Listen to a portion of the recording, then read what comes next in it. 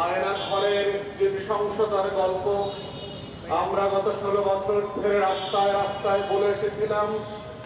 গত 16 বছর ধরে যে লড়াই আমরা পথে প্রান্তরে রাজপথে আমাদের কণ্ঠকে ব্যবহার করে বলবার চেষ্টা করেছি, আজকে সেই গণহত্যার প্রতিবেদন বাংলাদেশের সীমান্ত ছাড়িয়ে গিয়ে বিশ্বপুঞ্জের দরবারের সবচেয়ে বড় গুরুত্বপূর্ণ সংগঠনের পক্ষ থেকে স্বীকৃতি দেওয়া হয়েছে।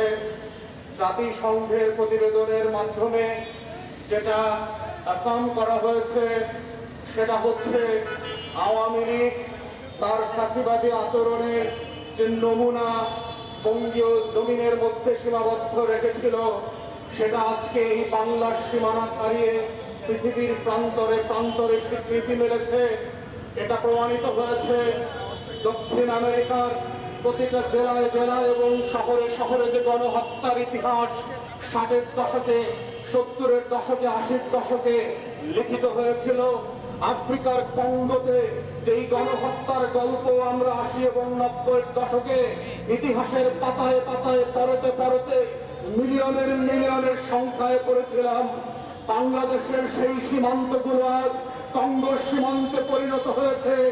বাংলাদেশের আয়না ঘর হিটলারের ক্যালপের এবং গেস্টাপো বাহিনীর অত্যাচারের যেই গল্পগুলো বিশ্বযুদ্ধের পরে সারা দুনিয়াবাসী দেখেছিল, বাংলাদেশ শত শত আয়না ঘরের গল্প দিয়ে হাসিনা হিটলারের কাতারে নাম লিখিয়েছে, মুসলিনের কাতারে নাম লিখিয়েছে, ফ্রাঙ্কোর কাতারে নাম লিখিয়েছে, মধ্যপ্রাচ্য দক্ষিণ আমেরিকার সীমান্ত ছাড়িয়ে আফ্রিকার হুতু এবং সুচ্ছির গণহত্যার ইতিহাসে সেই একই প্রান্তে নাম লিখিয়ে সে প্রমাণ করেছে সে হিটলারের সমকালীন যেই গণহত্যার দলিল, এই দলিলের স্বাক্ষরকারী আওয়ামী লীগ প্রমাণিত হয়েছে সারা দুনিয়ার দলিলের মধ্য দিয়ে।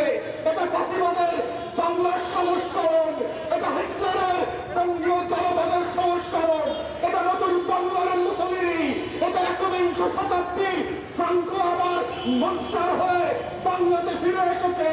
এই হিটলারের নাম হচ্ছে শেখ বংশের হাসিনা, এই হিটলার হচ্ছে একবিংশ শতাব্দীর মুসলিম, এই হিটলার হচ্ছে বাংলার জমিনের ইতিহাসের পলায়ন পর বেগম লক্ষণ সেন, যার পরতে পরতে পরাধীনতার ইতিহাস লেখা আছে। লাল সবুজের পতাকাকে বন্দুক দিয়ে দিল্লির দাসত্ব কায়েম করেছে সেই বাংলার ইতিহাসের একমাত্র গণহত্যার খলনায়িকা হচ্ছে শেখ হাসিনা, যেটা তারা বাংলাদেশের সীমান্ত চালিয়ে পৃথিবীর প্রত্যেকটা গণতন্ত্রের দেশে ডকুমেন্টেড হয়েছে। এটাই হচ্ছে জাতিসংঘের পক্ষ থেকে সনদ দেওয়া হয়েছে। দিল্লির দরবারে হাসিনা যে ক্যান্টনমেন্টে পালিয়ে আছে, দিল্লির গোলামদেরকে বলছি জাতিসংঘের সনদটা সোনার মুকুট দিয়ে মেডেল দিয়ে হাসিনার কবরে জীবিত থাকা অবস্থায় লাগিয়ে রাখেন, ওটাই ওর নাম ফলক হবে। জাতিসংঘের সনদ ওর কবরের পিঠে শেখ মুজিবের টঙ্গি পাড়ায় লাগিয়ে দেওয়া হবে।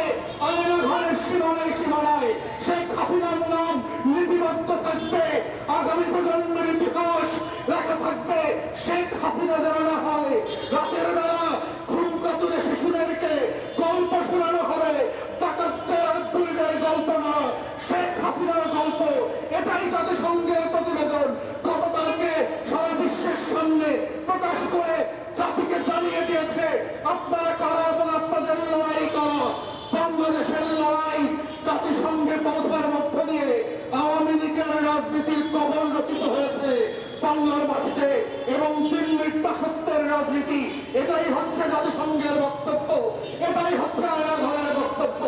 এই বাস্তবতাই হচ্ছে বাংলাদেশকে আজকে দেখতে হবে।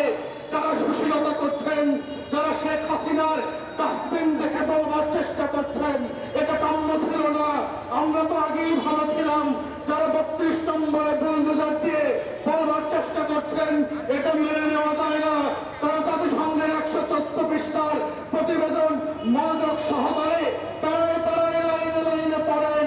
এই হাসিনা কোন হাসিনা, এই হাসিনা কোন হিটলার, এই হাসিনা কোন রাজবংশের মুসলিম হয়ে ফ্রাঙ্কো হয়ে ফিরে এসেছিল। এটাই হচ্ছে জাতিসংঘের 2025 সালের প্রতিবেদন। শেখ হাসিনা